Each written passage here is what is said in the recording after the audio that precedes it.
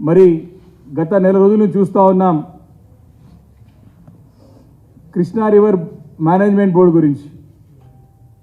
మరి ముందు నుంచి కూడా మరి ఈ ప్రమాదం పొంచి ఉన్నదని చెప్పేసి మరి బీఆర్ఎస్ పార్టీ నాయకులందరూ హెచ్చరిస్తూ ఉంటే అది ఏమీ లేదు, ఎట్టి పరిస్థితుల్లో మేము ఒక నాగార్జున సాగర్ కానివ్వండి, అదేవిధంగా శ్రీశైలం సాగర్ సంబంధించిన ప్రాజెక్టులని ఎట్టి పరిస్థితుల్లో మేము కృష్ణా రివర్ మేనేజ్మెంట్కి అప్పగించామని చెప్పేసి మరి ప్రగల్భాలు పలికినట్టు మంత్రులు.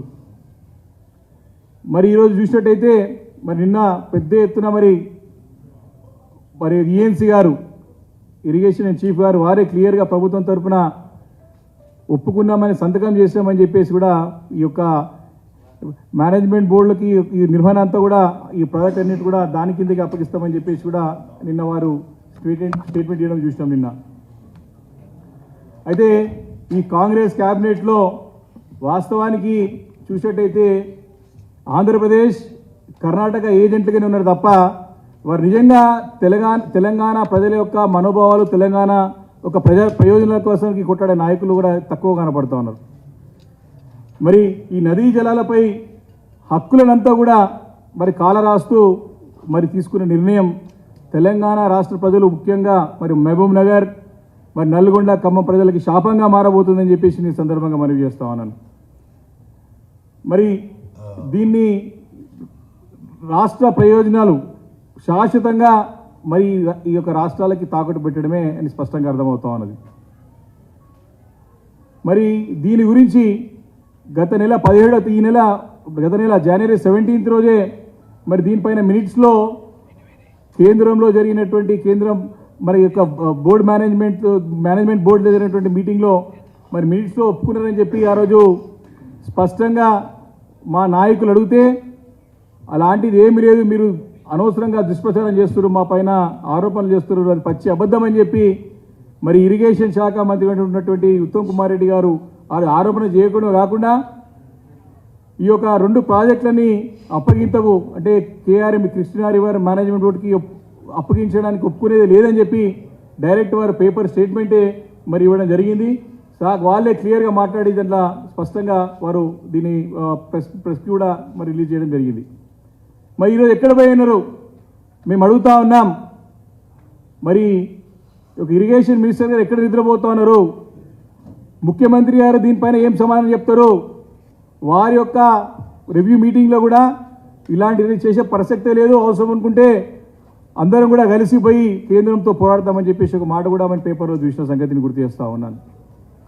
కాబట్టి ఈ యొక్క రాష్ట్ర హక్కుల గురించి తెలంగాణ అంటే వీళ్ళు కేవలం వీళ్ళు అయిపోతా ఉన్నారు.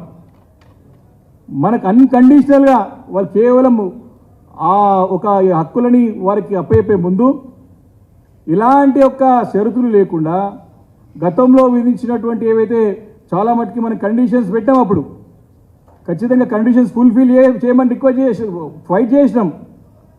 కాబట్టి దానిపైన ఎలాంటి యొక్క వివరణ తీసుకోకుండా, గ్యారంటీ తీసుకోకుండా, వారిపైన ఎలాంటి యొక్క సంతకాలు తీసుకోకుండా వాళ్ళు ఈజీగానే వారికి నిన్న హక్కులు రాసేయడం చూస్తూ ఉంటే ఇది ఏ రకమైనటువంటి ప్రభుత్వం నడుస్తుందో రాష్ట్రంలో అర్థమవుతున్నది. ఈరోజు మా పార్లమెంట్ సభ్యులు కూడా ఢిల్లీలో వెళ్ళి సాక్షాత్ మంత్రి గారు కలిసినారు. దీనిపైన తప్పు అని చెప్పేసి ఈరోజు ఫైట్ చేస్తూ ఉన్నారు. ఎక్కడ పోయినారో కాంగ్రెస్ పార్టీ నాయకులు, బీజేపీ పార్టీ నాయకులు అడుగుతూ ఉన్నాను. ప్రజలు ఇప్పటికైనా గమనించాలా, తెలంగాణ ప్రజల యొక్క హక్కుల గురించి ఫైట్ చేసేటువంటి పార్టీ ఏకైక పార్టీ గులాబీ జెండా, అది కేవలం కేసీఆర్ గారి నాయకత్వంలో బీఆర్ఎస్ పార్టీ తప్ప ఈ వేరే పార్టీలు కాదని చెప్పేసి కూడా ఈ సందర్భంగా ప్రజలకి తెలుసుకోవాలని మనవి చేస్తూ ఉన్నాను. ఈరోజు చాలా స్పష్టంగా రాష్ట్ర ప్రభుత్వం దీనిపై నిర్ణయం తీసుకున్నది. ఈరోజు ప్రాజెక్టు మరి ఏదైతే ఉన్నదో కేఆర్ఎం పరిధిలోకి ఇవ్వడానికి సంపూర్ణంగా లిఖితపూర్వకంగా అంగీకరించినది. మరి ఈఎన్సీ గారే నిన్న స్టేట్మెంట్ ఇచ్చినారు.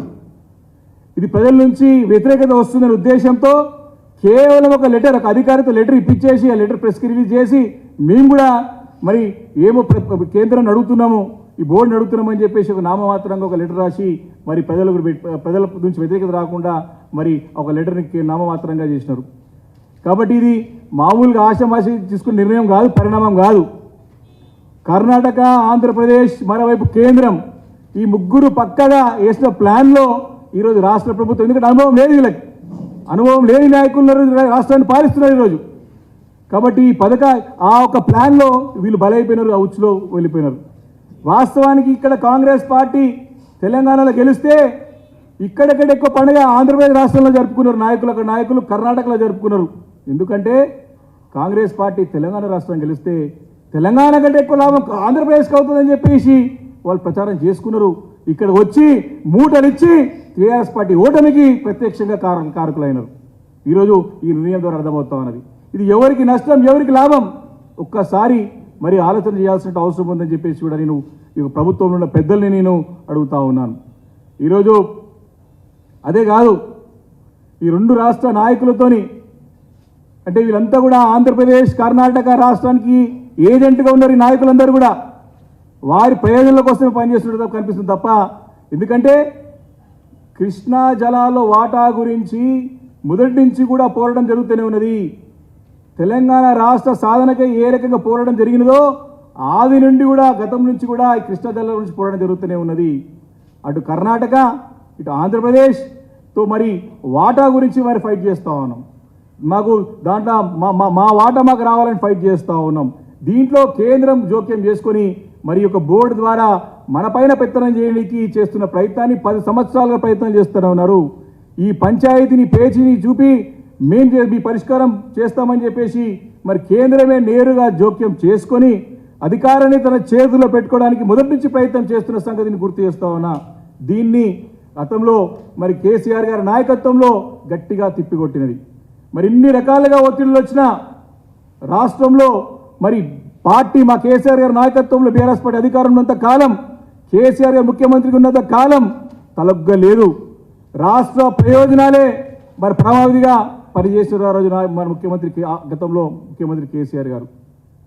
కానీ రాష్ట్రంలో కాంగ్రెస్ పార్టీ ఏర్పడి 50 రోజులు అయ్యిందో లేదో సీన్ మారిపోతూ ఉంది. ఇది తేడా. కేసీఆర్ గారి నాయకత్వానికి ఇప్పుడున్న కాంగ్రెస్ పార్టీ నాయకత్వానికి తేడా అది. వీరికి అనుభవం లేదు. ఏ రకంగా పోరాడి సాధించుకోవాల్సినటువంటి హక్కులని ఏ రకంగా ఫైట్ చేయాలా, ఏ వ్యూహంతో పోవాలనేటువంటి అనుభవం లేదు ఇప్పుడున్న నాయకులకని ఈ యొక్క నిర్ణయం ద్వారా స్పష్టంగా అర్థమవుతా ఉన్నది. మరి ఈ యొక్క నదీ జలాల విషయంలో ఇప్పటివరకు కూడా ఆ ఫైట్ నడుస్తూనే ఉన్నది. వీరు తీసుకున్న నిర్ణయంతో అదంతా కూడా నీరు గారిపోతుందని చెప్పేసి నేను సందర్భంగా మనవి చేస్తూ ఉన్నాను. ముఖ్యంగా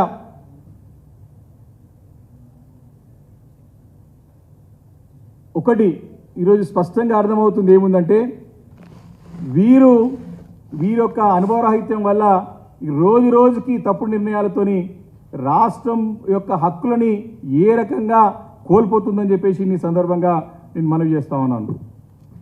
అంతేకాదు గతంలో మనం ఎన్నో చాలా స్పష్టంగా షరతులు పెట్టినాం. ఎన్ని ఒత్తిడి తెచ్చినా ఫస్ట్ ఇమీడియట్గా ప్రాజెక్టుల యొక్క ఆపరేషన్ ప్రోటోకాల్స్ మాన్యువల్స్ని తయారు చేయాలని చెప్పి ఫస్ట్ డిమాండ్ పెట్టినాం. నీటి వాటా తేల్చాలని చెప్పి మరి కనీసం తెలంగాణ ఆంధ్రప్రదేశ్లకి సమాన హక్కు చెరిసగం వాటా ఇవ్వాలని ప్రధానంగా డిమాండ్ ఉండే. ఇంకా చాలా డిమాండ్లు మరి దీంట్లో ఎలక్ట్రిసిటీ ప్రొడ్యూసర్లు కానీ చాలా డిమాండ్లు గతంలో పెట్టిన సంగతి నేను గుర్తు చేస్తూ ఉన్నాను. కానీ ఇవన్నీ కూడా కేంద్రానికి దారాతత్వం చేస్తూ మరి తీసుకునే నిర్ణయం కనబడుతూ ఉంది. ఇప్పటికే హైదరాబాద్కి నీటి ఎద్దడి ఏర్పడిపోతుందని చెప్పేసి ప్రమాదం వస్తుందని చెప్పేసి మనం చూస్తూ ఉన్నాం, పేపర్లు చూస్తూ ఉన్నాం. సంబంధిత శాఖ అధికారులు కూడా అక్కడక్కడ మరి ప్రకటనలు చేస్తూ ఉన్నారు. అంటే వీరు చేసిన ఘనకార్యంతో నీటి బొట్టు హైదరాబాద్కి అదనంగా రావాలంటే మళ్ళీ ఢిల్లీ పోయి మాట్లాడుకొని రావాలి. అదనంగా ఒక యూనిట్ కరెంట్ ప్రొడ్యూస్ చేయాలంటే మళ్ళీ కేంద్రంలో పెద్దలని కొట్లాడి తీసుకురావాల్సి వస్తుంది. అరే మన ప్రాజెక్టు, మన హక్కు, మన చెమటతో కట్టినది, మన నెత్తురుతో కట్టింది, మన పైసలతో కట్టింది, తీసుకుపోయి కేంద్రానికి ఎట్లా అప్పగెడతారు వీళ్ళు? కేంద్ర ప్రాజెక్ట్ తేకపోగా మన ప్రాజెక్ట్ని కేంద్రానికి అప్పచెప్తున్నారు. ఇది ఇంత అన్యాయం వీళ్ళు చేస్తున్నారు కాంగ్రెస్ పార్టీ నాయకులు. ప్రజలు గమనించాల్సిందిగా నేను కొడతా ఉన్నా.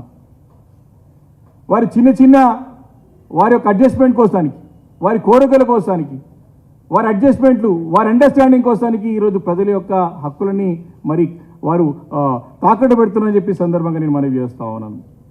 ఈరోజు అనేక సీట్లు మహబూబ్ నగర్ జిల్లా కానీ, అటు నల్గొండ జిల్లా కానీ, అటు ఖమ్మం జిల్లా కానీ వన్ సైడ్గా మరి కాంగ్రెస్ పార్టీకి ఎమ్మెల్యేలు గెలిపించేందుకు అక్కడ ప్రజలకి మరి పార్టీ నాయకులు ప్రభుత్వం ఇచ్చినట్టు బహుమానమా అని మేము ప్రశ్నిస్తూ ఉన్నాం.